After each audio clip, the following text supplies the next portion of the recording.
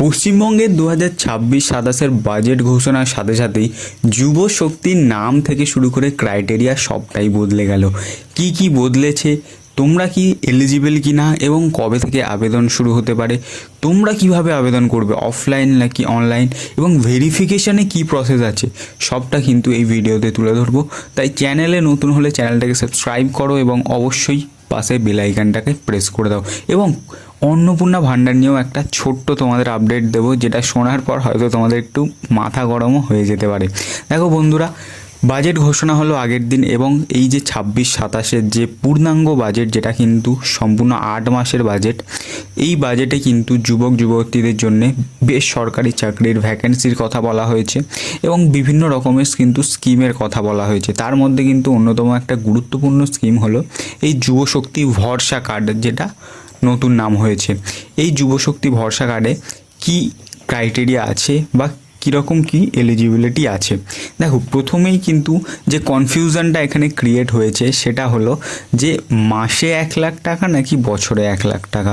দেখো, যখন বাজেট পেশ হচ্ছিল তখন তো আমাদের অর্থমন্ত্রী স্বপন দাশগুপ্ত বাবু উনি ভুল করেই বলে ফেলেছিলেন যে এটা বছরে 1 লাখ টাকা, কিন্তু ওটা যেটা বাজেট বইয়ে লেখা আছে বা যেটা বাজেটের রুল বুকে লেখা আছে সেটা কিন্তু মাসে 1 লাখ টাকা।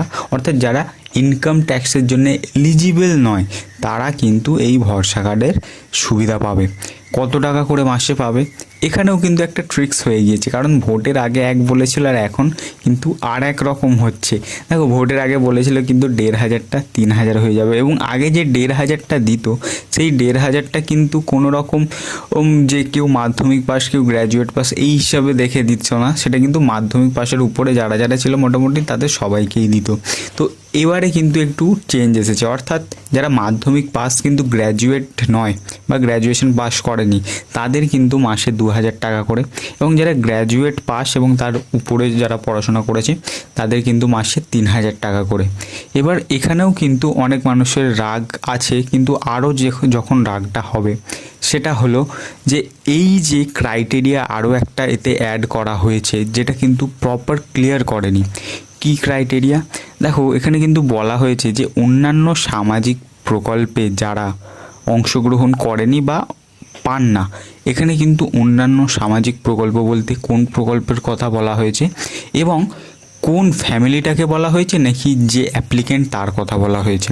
দেখো, যেটুকু আমার অভিজ্ঞতা আছে বা যেটুকু আমি বুঝেছি, যে যদি লক্ষ্মী ভাণ্ডার বা অন্নপূর্ণা ভাণ্ডার যারা পায় সেই সব ফ্যামিলির ছেলেরা এইটা পাবে না, তাহলে কিন্তু ভাই খেলাটা অনেকটাই ঘুরে যাবে, কারণ প্রায় 90% ছেলেমেয়ে এই টাকা পয়সা কিন্তু পাবে না।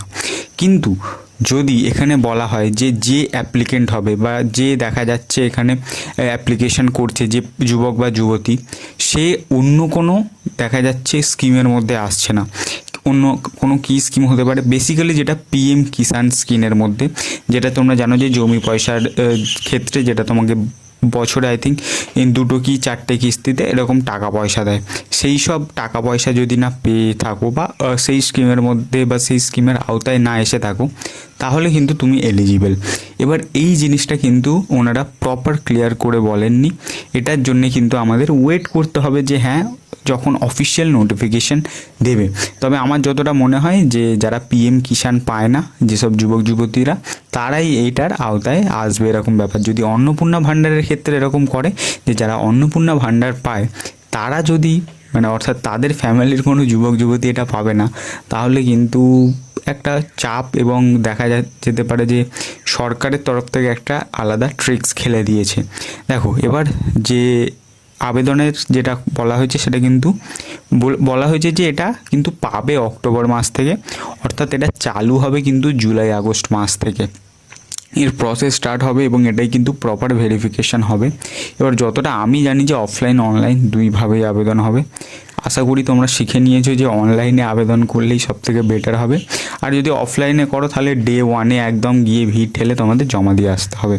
এবার যে মেন যেটা হলো অন্নপূর্ণা ভাণ্ডারের ক্ষেত্রে, অন্নপূর্ণা ভাণ্ডারে কিন্তু আগে যখন লক্ষ্মী ভাণ্ডার ছিল প্রায় 2 কোটি সামথিং একটা নাম পায়, তারপর বললো 28 লক্ষ নাম বাদ, অর্থাৎ 2 কোটি।